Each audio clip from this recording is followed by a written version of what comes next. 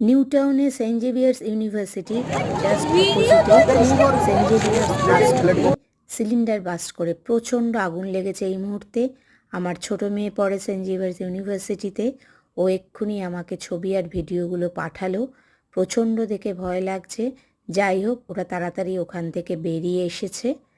এবার জানি না কতক্ষণে এই আগুন নিভবে আর ওখানে গিয়ে দমকলরা পৌঁছবে। যতটা আমি দেখতে পেলাম, ও আমাকে ছবি পাঠালো, পুরো বাস স্ট্যান্ডটাই ভস্মীভূত হয়ে গেছে। এতগুলো স্টুডেন্ট ওখানে পড়তে যায়, তার পাশেও আছে এক ইঞ্জিনিয়ারিং কলেজ। তো সত্যি খুবই ভয়াবহ কাণ্ড।